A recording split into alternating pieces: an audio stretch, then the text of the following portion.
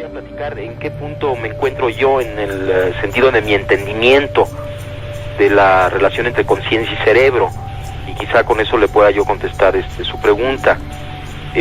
Bueno, en primer lugar, es muy claro ya que nosotros interactuamos con una matriz informacional, con un campo informacional, el cual contiene toda la información en cada una de sus porciones. Es una matriz informacional de tipo holográfico, pero no hay a ese nivel cualidad de la experiencia, no hay objetos separados unos de los otros, sino que es un campo informacional de una complejidad extraordinaria. Nuestro cerebro interactúa con este campo informacional que algunos le llaman el campo cuántico, otros como David Bohm le llamaba el orden implicado, la teoría sintérgica le llama el campo sintérgico. En fin, no importa cómo se le llame, los físicos actuales están hablando de un campo preespacial. El cerebro interactúa con este campo y a partir de esta interacción, como una resultante final del procesamiento cerebral, aparece la realidad perceptual tal y como la conocemos. Esto es, los objetos con sus colores, con sus formas, con sus texturas.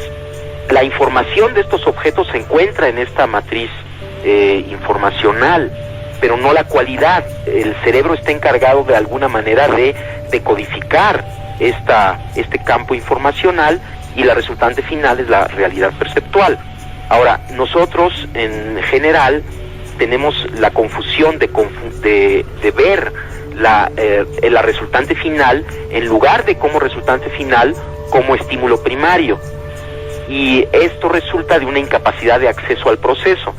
En otras palabras, la resultante final de la interacción del cerebro con la matriz informacional, esta realidad perceptual, se encuentra en el punto final de un proceso, y nosotros como percatadores, como observadores, como testigos, nos encontramos en este punto final.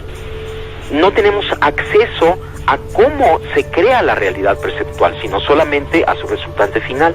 Y de esta confusión resulta el hecho de que pensemos que esta resultante final no es nuestro producto.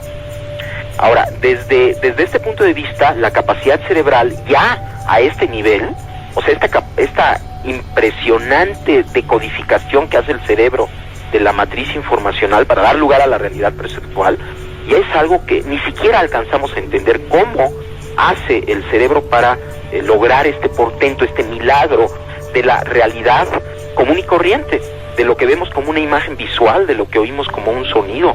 Son tantas las operaciones cerebrales que se requieren para lograr este verdadero milagro, que es la realidad cotidiana, que yo ya desde ahí me atrevería a decir que estamos ante un mecanismo, el cerebro humano, con capacidades prácticamente ilimitadas. Pero no se requiere ir más allá, o sea, sino simplemente considerar que esta matriz informacional que el cerebro decodifica es tan compleja, y es más compleja todavía la realidad perceptual, para quedar asombrados, ¿no? Para quedarse asombrados de la capacidad que tiene el cerebro para realizar lo más común y corriente, que es nuestra percepción visual, auditiva, etcétera, etcétera. Ahora, si ya nos vamos a funciones más complejas, bueno, pues la cosa se complica todavía más. De tal forma que sí, desde un punto de vista fisiológico, no alcanzamos ni siquiera a entender cómo hace el sistema para funcionar en la manera cotidiana en la que lo hace, de tal forma que atreverse a decir que hay un límite para este funcionamiento, yo pienso que es demasiado atrevimiento. Evidentemente, los trabajos de Jacobo Grinberg, lo más importante quizá, están dedicados a estudiar a los chamanes mexicanos. ¿Cuáles son las experiencias de chamanes que más le han impresionado? Mire, es una pregunta que le agradezco mucho, porque me va a permitir a través de este intento de explicación, entender muchas cosas que hasta ahora he tratado de entender sin mucho éxito. A mí lo que más me ha asombrado de todo el estudio que he hecho de los chamanes de México es que estos personajes extraordinarios funcionan o parecen funcionar en una realidad que no tiene pasos intermedios, en donde no hay proceso. por ejemplo, Pachita es uno de los casos más asombrosos que yo pude atestiguar. Yo trabajé con ella varios meses. Pachita venía un paciente a verla, por ejemplo, alguien que tenía un problema pulmonar, y entonces si ella decidía, de alguna manera podía percibir directamente lo que le sucedía al paciente y lo que el paciente requería para mejorar. Si el paciente necesitaba, ella hacía una operación en donde extraía los pulmones enfermos e injertaba pulmones sanos. Ahora, esto es inconcebible. Vamos, la cirugía actual ya empieza a hacer este tipo de operaciones, pero la forma en la que Pachita hacía estas operaciones era con prácticamente las manos vacías. El único instrumento que utilizaba era un cuchillo de monte, muy burdo, muy grande, y además las operaciones eran realizadas en minutos. Era casi instantáneo, ¿no? Lo que se hacía. Y yo cada vez que veía esto y otras operaciones que están descritas en este libro que usted acaba de mencionar, me asombraba cada vez más de la inexistencia de pasos intermedios. Esto es, Pachita sacaba el pulmón enfermo, injertaba el otro pulmón y listo. De alguna manera todo quedaba arreglado, como si no hubiera necesidad de una serie de procesos que normalmente uno supone que deben de ocurrir para la interconexión de los órganos injertados. Y al preguntarle al Pachita qué pasaba, cómo es que hacía este portento, ella decía que el proceso simplemente ocurría así. No solamente operaciones de pulmón, sino de corazón, de cerebro, cosas verdaderamente extraordinarias, siempre tenían esta característica en donde parecería que Pachita estaba localizada como ser sentiente, como ser sensible, en un nivel de la realidad en donde lo que ella deseaba ocurría. No había ningún mecanismo aparente, ¿no?, entre su deseo y la realización del deseo. Y si su deseo era materializar un objeto, el objeto aparecía mágicamente de la nada, o si su deseo era desaparecerlo, también ocurría. Esto era lo más asombroso, y a mí a lo que me ha llevado después de muchos años de reflexión este portento, ¿no?, que hacía Pachita, y otras cosas que han hecho otros chamanes, que sería muy largo de platicar. Esto lo he publicado en México en 7 volúmenes que se llaman Los Chamanes de México. En general, ellos, aunque ningún chamán que yo conocí llegó al nivel de Pachita, todos los chamanes, por ejemplo Don Panchito, un chamán maya, tenía esta misma característica de estar localizado en un nivel de conciencia directo que se manifestaba en su sensibilidad portentosa, ¿no?, en su capacidad de decodificar información en forma pues directa, yo pensaría.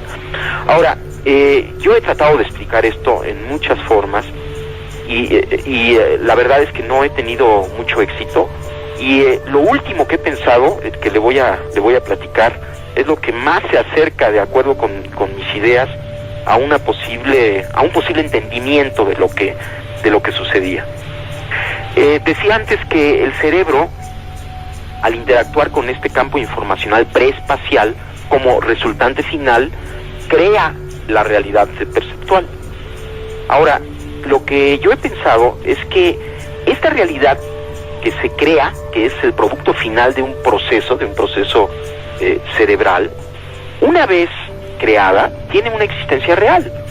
Esto es, lo que estamos viendo, los colores, las formas, existen en el nivel en este nivel que estoy mencionando. O sea, son al mismo tiempo un producto final de un procesamiento, pero ya que está esto, tienen existencia real, pero existen como conciencia, no existen como materia, sino existen como conciencia.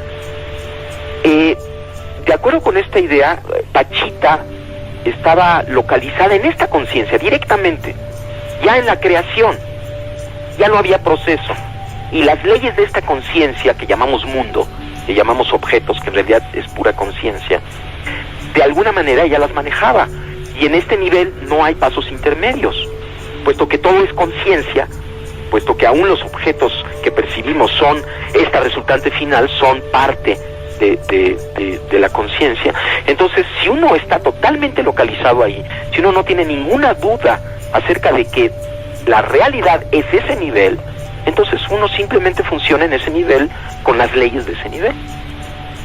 De tal forma que esto es lo que yo estoy empezando a concluir después de 15 años, ¿no?, de estar pensando acerca de y tratando de explicarme qué es lo que sucedía con Pachita. Y si se fija, la explicación es de lo más sencilla que hay y al mismo tiempo de lo más complejo, como creo lo que tiene más valor, ¿no?, que es al mismo tiempo muy simple, muy sencillo, pero al mismo tiempo muy complejo. Quizás su teoría sintérgica sea el puente perfecto para entender la realidad entre el universo cuántico subatómico y el orden implicado de David Bohm. Exactamente.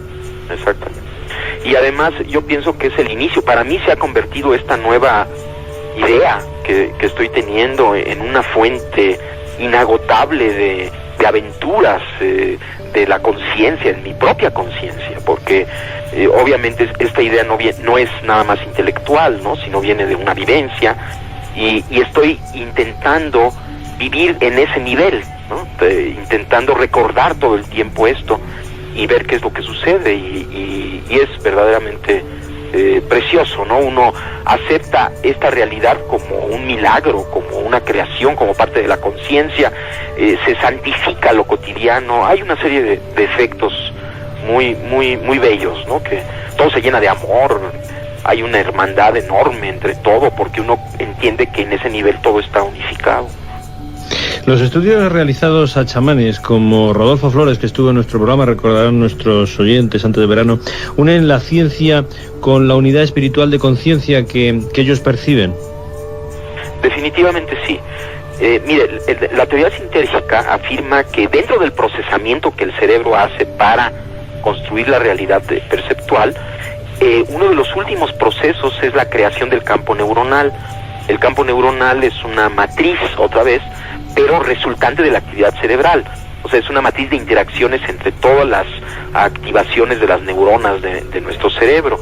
Entonces, la teoría sintérgica afirma que este campo neuronal interactúa con la matriz preespacial, y a partir de esta interacción aparece la realidad perceptual. Esa es la teoría sintérgica. Ahora, dependiendo de las características del campo neuronal, de su sintergia, específicamente de su coherencia y de su densidad informacional, de su frecuencia, será el nivel de interacción congruente con el campo cuántico. Se puede predecir o hipotetizar que una persona con un gran desarrollo debería poseer un campo neuronal de alta sintergia, esto es, muy coherente, muy equilibrado, pero funcionando en alta frecuencia, y que esto le permitiría interactuar con un nivel más básico que un campo neuronal de menor sintergia.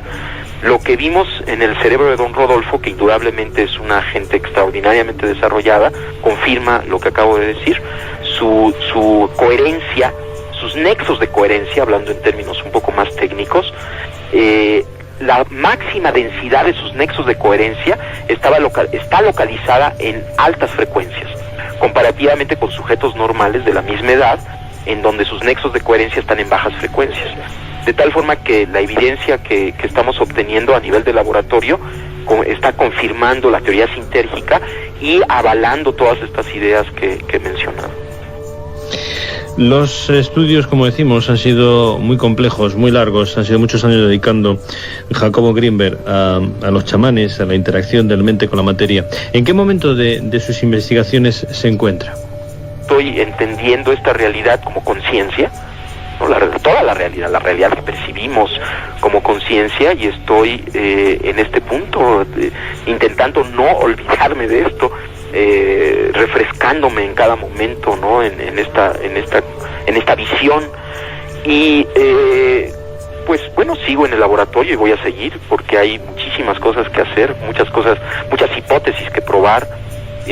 Por ejemplo, en este momento vamos a iniciar estamos pidiendo fondos porque esto va a salir muy caro y no tenemos los fondos, pero esperamos que alguna organización nos ayude a estudiar si existen interacciones directas entre el cerebro de delfines y del ser humano, de tal forma de poder tener evidencias experimentales acerca de no solamente la existencia de interacciones entre cerebros humanos, que ya tenemos suficiente evidencia, aunque seguimos en este campo, sino si existen interacciones entre el ser humano y otras especies, que la hipótesis, la predicción es que sí existen, que existe una unidad de todos los seres.